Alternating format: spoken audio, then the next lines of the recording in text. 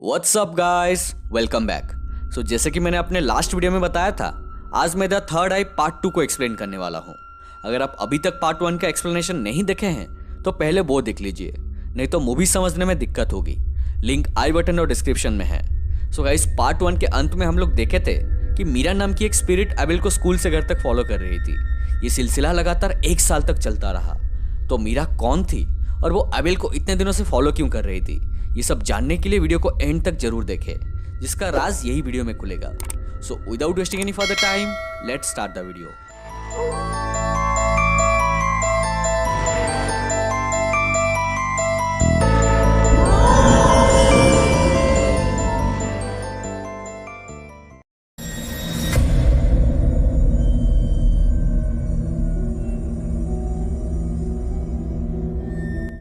Movie के शुरुआत में आलिया को दिखाया जाता है, जिसके पीछे हम लोग मीरा को देख पाते हैं। आलिया को भी इस बात का एहसास होता है, बट उसे मीरा दिखाई नहीं देती। एट द सेम टाइम हम लोग देखते हैं कि एबेल को मीरा बार बार दिखाई दे रही थी। आलिया बहुत बार मीरा के साथ कम्युनिकेट करने की कोशिश करती है, बट सफल नहीं होती। दोनों बहनों को यह समझ नहीं आ रहा था कि मीरा को उन दोनों से क्या चाहिए। एक रात आलिया बुइंदू के दिए हुए एक किताब को पढ़ती है, जिसमें लिखा गया था कि पानी के अंदर खुद को सबमर्ज करके थर्ड आई के ऊपर फोकस करने से फ्यूचर देख सकते हैं। आलिया बाथटब में पानी भर के खुद को सबमर्ज कर देती है और देखती है कि मीरा की स्पिरिट एबेल पर हमला कर रही है। आलिया तुरंत पानी से बाहर आती है और अपने बहन के रूम में जाती है, जहां एबेल की डेड बॉडी उसे जमीन पर मिलती है। जी हाँ गाइस, एबेल मर चुकी थी। पास में वो मीरा की स्पिरिट को भी खड़ी देख पाती है, जो कि उदास दिखाई दे रही थी। आलिया को लगता है कि मीरा ही एबेल को मारी है। जब वो मीरा से पूछती है कि उसने ऐसा क्यों किया, तो मीरा जोर से चिल्लाती है और एक व्हाइट पोर्टल ओपन हो जाता है, जिसके अंदर वो चली जाती है। आलिया को एबेल के पॉकेट से एक नेकलेस मिलती है, जिसको टच करने से उसे एक घर का झलक दिखाई देता है। यहाँ पे हम दर्शकों को यह समझ नहीं आ रहा था कि क्या सच में मीरा ने ही एबेल को मारा है। अगर हाँ तो क्यों, इसका जवाब हमें वीडियो में आगे मिलेगा। मूवी में काफी सारे ट्विस्ट है, तो वीडियो में मेरे साथ अंत तक बने रहिए। इसके बाद बुइंदू आलिया को बताती है कि जो झलक उसने देखा उसको साइकोमेट्री कहते हैं। जिनका थर्ड आई एक्टिव होता है, वो एक ऑब्जेक्ट को छू के उसका हिस्ट्री बता सकते हैं। आलिया उस नेकलेस का ओरिजिन और वो घर को ढूंढने के लिए बहुत कोशिश करती है, बट कोई फायदा नहीं होता। मीरा के लिए अपना गुस्सा और अपनी बहन की मौत के गम से बाहर आने के लिए आलिया एक ऑर्फनेज ज्वाइन करती है। जब वो पहली बार उस ऑर्फनेज में पहुंचती है, वो एकदम से शॉक्ड हो जाती है, क्योंकि ये वही घर था जिसको वो इतने दिनों से ढूंढ रही थी। इस ऑर्फनेज को एक कपल चला रहे थे, जिनका नाम था Mrs Lakshmi and mister Fazli, और इस ऑर्फनेज में टोटल 16 लड़की थे। ऑर्फनेज में घुसते ही आलिया को उस जगह का तापमान बहुत ही कम महसूस होता है, जो कि थोड़ा अनयूजुअल था। और यहाँ हमारा मुलाकात होता है ऑर्फनेज की एक और लड़की से, जिसका नाम था नाडिया, जो कि 2 हफ्ता पहले ऑर्फनेज में आई थी। नाडिया बोल रही थी कि ऑर्फनेज की दीवारों में से कुछ आवाजें आ रही है, और वो एक नोटबुक में कुछ नोट कर रही थी, जिस पर मिसेस लक्ष्मी बताते हैं कि ऐसा कुछ नहीं है। नाडिया की नोटबुक चेक करने पर आलिया कई सारे चुड़ैल की ड्राइंग्स देख पाती है, और उसे समझ आ जाता है कि नाडिया भी आत्माओं को देख सकती है। रात में आलिया नाडिया के पास जाती है और अपने बारे में बताती है कि वो भी आत्माओं को देख सकती है, और इसमें घबराने की कोई बात नहीं है, क्योंकि हम लोग इनसे ज्यादा ताकतवर हैं। नाडिया आलिया को अपनी कॉपी की लास्ट पेज दिखाती है, जिसमें उसने वर्ल्ड्स के अंदर से आई हुई आवाज को लिखी थी, जो कि कुछ इस तरह था: हेल्प सेट मी फ्री, अर्थात मुझे यहाँ से आजाद करो। उसी रात आलिया को एक वॉइस सुनाई देती है, जो बोलती है कम हियर। आलिया उस वॉइस का पीछा करती है और बाहर नाडिया को दीवार के पास बैठी देख पाती है। नाडिया आलिया को अपनी नोटबुक दिखाती है, जिसमें कुछ और मैसेजेस लिखे थे, जो कि दीवार के अंदर से आ रही थी, जो कि था I am locked in, I just want to go to my world. दोनों इस आवाज का पीछा करते करते एक लाइब्रेरी में पहुंचते हैं, जिसके अंदर दोनों एक सीक्रेट डोर को खोल देते हैं, बट अंदर कोई भी नहीं था। दोनों को थोड़ा स्ट्रेंज लगता है और वो लोग दरवाजा बंद कर देते हैं। बाहर आते टाइम लाइब्रेरी में एक किताब नीचे गिर जाता है, जिसके ऊपर लिखा था डरमा। आलिया उस किताब को अपनी जगह में रख देती है, और हम लोग उसके ऊपर एक भयानक स्पिरिट को देख पाते हैं। मतलब उस कमरा को खोलने के बाद उसके अंदर जिसकी भी स्पिरिट कैद थी, वो अब आजाद हो चुकी थी। इस घटना के बाद पूरे ऑर्फनेज में अजीब हादसाएं होना शुरू हो जाती है। ऑर्फनेज की एक बच्ची, जिसका नाम राया था, अपने रूम में योयो खेलते टाइम उसकी योयो को कोई पकड़ लेता है। मिसेस लक्ष्मी किचन में अपने डिशेस धोने के बाद डिशेस अपने आप टेबल के ऊपर आ जाती है। ऑर्फनेज की एक और बच्ची, जिसका नाम मल्लिका थी, वो एक कैमरा से फोटो लेते टाइम फोटो के अंदर लाइब्रेरी के गेट के पास एक छोटी बच्ची को देख पाती है, और अंत में नाडिया के रूम में कोई उसके बेड को दूर हवा में फेंक देता है। पूरे ऑर्फनेज में डर का माहौल छा गया था। आलिया मल्लिका के कैमरे से ली हुई फोटो देखने के बाद श्योर हो जाती है कि यहाँ एक छोटी बच्ची की स्पिरिट है जो सबको हॉन्ट कर रही है। उसी रात आलिया और नाडिया लाइब्रेरी के अंदर एक मिरर की मदद से एक रिचुअल करते हैं जिससे एक छोटी बच्ची की स्पिरिट उनसे बात करती है। वो स्पिरिट अपना नाम डरमा बताती है और उन्हें बस इतना बता के चली जाती है कि वो यहाँ किसी सच का तलाश कर रही है। उसी सेम रात मिसेस लक्ष्मी राया को हॉलवे में खड़ी देख पाते हैं। जब वो उसके पास जाते हैं तो बस कपड़ा ही रह जाता है और एक नोट नीचे गिर जाता है जिसके ऊपर लिखा था आंटी। मिसेस लक्ष्मी तुरंत अपने रूम में दौड़ के जाते हैं और मिस्टर फादली को उठाते हैं और बोलते हैं कि डरमा वापस आ गई है। यहाँ हम लोग जान पाते हैं कि ये स्पिरिट के बारे में ये कपल को पता था। वो स्पिरिट पूरे ऑर्फनेज में चीजें इधर उधर फेंक के सबको डराने लगती है जिससे मिस्टर फादली और कुछ लोगों को चोट भी लगता है। बट तभी मिस्टर फादली कुछ मंत्र पढ़ने लगते हैं और माहौल शांत हो जाता है। यहाँ हम लोग जान पाते हैं कि मिस्टर फादली का भी एक एक्टिव थर्ड आई है। गाइस क्या मैं बोलूँ, यहाँ सबका थर्ड आई ओपन है। मुझे लग रहा है मुझे भी जाके अपना कहीं पे चेक कर लेना चाहिए। हू नोस मुझे भी भूत प्रेत दिखाई दे रहा हो और मुझे पता भी नहीं हो। खैर जोक्स अपार्ट, सब लोग बहुत ही ज्यादा डरे हुए थे। मिसेस लक्ष्मी बताते हैं कि डरमा उनकी बहन की बेटी है। 3 साल पहले जब वो और मिस्टर फादली यहाँ आए थे तब उन्हें उनकी बहन और डरमा का लाश हॉलवे में मिली थी जो कि किसी चोर का काम था। उसके बाद डरमा और उनकी बहन की स्पिरिट उन्हें हॉन्ट कर रही थी।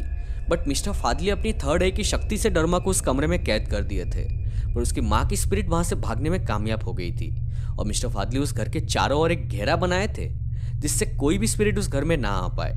अब मिस्टर फादली कहते हैं कि उस कमरा को दोबारा से बंद करना होगा। बट आलिया का कहना था कि कमरा को दोबारा से बंद करने से प्रॉब्लम सॉल्व नहीं होगी क्योंकि हो सकता है डरमा उन्हें कुछ बताना चाहती हो। फिर आलिया साइकोमेट्री यूज करके एक ऑब्जेक्ट को छूती है जिससे उसको कुछ विजन्स आती है और यहाँ सच पता चलता है। गाइस एक्चुअली मिसेस लक्ष्मी की बहन के साथ मिस्टर फादली का अफेयर्स था जिनकी बेटी थी डरमा। ये बात को डरमा की माँ एक लेटर में लिखी थी जिसको वो मिसेस लक्ष्मी को देना चाहती थी। आलिया उस लेटर को लाके मिसेस लक्ष्मी को देती है जिससे लक्ष्मी और मिस्टर फादली के बीच बहस हो जाती है। मिसेस लक्ष्मी बताते हैं कि इस लेटर के राइटिंग मीरा की है और ये नाम सुन के आलिया शॉक्ड हो जाती है क्योंकि मीरा वही स्पिरिट थी जिसने अबेल को मारी थी। पर उसका अबेल के साथ क्या दुश्मनी थी यह हमें आगे पता चलेगा। तब अचानक डरमा मिस्टर फादली को पोजेस कर लेती है और मिस्टर फादली एक चाकू से खुद को चोट पहुंचाने लगते हैं। आलिया और मिसेस लक्ष्मी मिस्टर फादली को एक कार से बांध देते हैं और आलिया बुइंदू को कॉल करके यहाँ आने बोलती है क्योंकि डरमा बहुत ही ज्यादा ताकतवर थी। उसके बाद आलिया नाडिया की थर्ड आई की शक्ति यूज करके पेंटिंग्स की मदद से सच जानना चाहती थी और नाडिया को कुछ विजन्स दिखते हैं और वो ड्रॉ करना शुरू करती है और यहाँ डरमा और मीरा की मौत का असली वजह पता चलता है। हम लोग देखते हैं कि डरमा उस लेटर को पढ़ लिया था और उसे पता चल गया था कि मिस्टर फादली ही उसका पिता है। मिस्टर फादली और मीरा के बीच में बहुत ही ज्यादा बहस हो रही थी क्योंकि मीरा उनकी अफेयर्स के बारे में लक्ष्मी को बताना चाहती थी। मिस्टर फादली बहुत ही ज्यादा गुस्सा हो जाते हैं और माँ बेटी दोनों को मार डालते हैं। उसके बाद वो दोनों की लाशें हॉलवे में रख देते हैं और घर का सारा सामान इधर उधर करके ज्वेलरी वगैरह को बाहर दफना देते हैं ताकि सबको ये लगे कि ये मर्डर चोरी के कारण हुआ था। प्रेजेंट में नाडिया के द्वारा बनाए गए ड्राइंग से लक्ष्मी सच जान पाते हैं और बहुत ही ज्यादा टूट जाते हैं। उस तरफ मिस्टर फादली के अंदर डरमा अपनी शक्ति से खुद को आजाद कर लेती है और फिर से अपने आप को चोट पहुंचाने लगती है। आलिया, नाडिया और लक्ष्मी उसे रोकने की कोशिश करते हैं और अचानक मिस्टर फादली नाडिया के पेट में एक चाकू घुसा देते हैं। लक्ष्मी और बाकी लड़के नाडिया को वहां से ले जाते हैं और तभी मिस्टर फादली के अंदर डरमा आलिया को यह बताती है कि आबेल को इसकी मां मीरा ने नहीं बल्कि मिस्टर फादली ही मारे हैं। मिस्टर फादली ही असली किलर थे। तभी वहां बुइंदू आ जाती है और फिर से वो लोग मिस्टर फादली को बांध देते हैं। बुइंदू डरमा को अपनी दुनिया में भेजने की कोशिश करती है बट जाते जाते डरमा आलिया को पोजेस करके अपने साथ जहन्नम में ले जाती है जहां आलिया को पूरा सच पता चलता है। हम लोग देखते हैं कि अबेल फाइनली मीरा के स्पिरिट के साथ कम्युनिकेट करने में सफल हो गई थी। उसकी मदद से अबेल सब सच जान पाई थी और उसे वो ज्वेलरी वगैरह भी मिल गया था और वो मिस्टर फादली को अपना गुनाह कबूल करके पुलिस के पास जाके सरेंडर करने बोलती है और डरमा को भी उस कमरे से आजाद करने बोलती है। बट मिस्टर फादली सच का पर्दाफाश होने के डर में अबेल को उसी के घर में जाके उसे मार डालते हैं। वहां मीरा की भी स्पिरिट थी बट मिस्टर फादली उसे धमकी देते हैं कि अगर वो उन्हें रोकेगी तो वो डरमा को इसी तरह टॉर्चर करेंगे और तभी आलिया वहां पहुंच जाती है और मिस्टर फादली वहां से चले जाते हैं।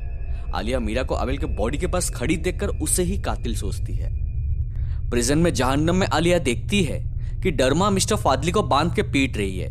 अब आलिया को भी मिस्टर फादली का सब कारनामा का पता चल गया था तो वो भी डरमा को नहीं रोकती।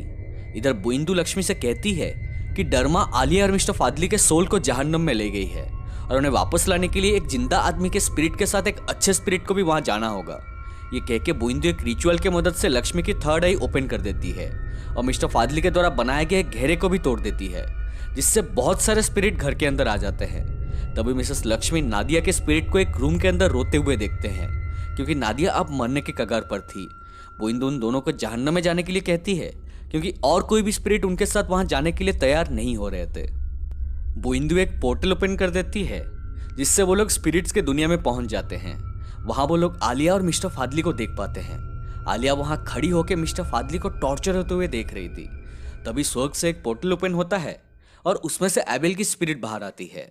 वो आलिया को समझाती है कि उसने मिस्टर फादली को माफ कर दिया है और उससे भी गुस्सा छोड़ देना चाहिए। तभी मिसेस लक्ष्मी नादिया का हाथ छोड़कर मिस्टर फादली के पास जाके उन्हें खोल देते हैं और डरमा वहां आ जाती है। पर अचानक उसके सामने एक और पोर्टल ओपन होती है और उसमें से मीरा की स्पिरिट बाहर आती है। मतलब जहन्नम में पूरा फैमिली रियूनियन चल रहा था। मीरा डरमा को अपना गुस्सा छोड़ के अपने साथ हेवन में चलने बोलती है। नाडिया मरने के कगार पर थी, पर एबेल अपनी शक्ति से उसे बचा लेती है।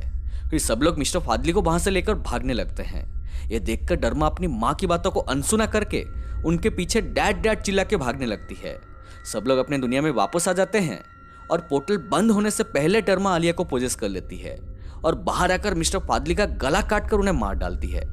डरमा पूरी तरह से गुस्सा और बदले की भावना में अंधी हो गई थी, इसलिए वो बोलती है कि वो सबको मार देगी। बुइंदू उसे बांध देती है और डरमा को बोलती है कि उसकी जगह जहन्नम में है, क्योंकि वो एक अच्छी स्पिरिट नहीं है।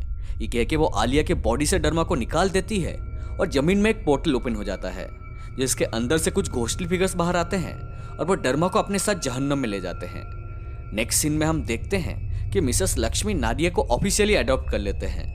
बुइंदू आलिया को बताती है कि वो जहन्नम की पोर्टल बंद करते टाइम थोड़ा लेट हो गई थी, जिससे एक बुरी आत्मा इनके दुनिया में आ गई है, जिसको मूवी के अंत में नादिया देखती है और इसके साथ मूवी यहीं पे खत्म हो जाती है।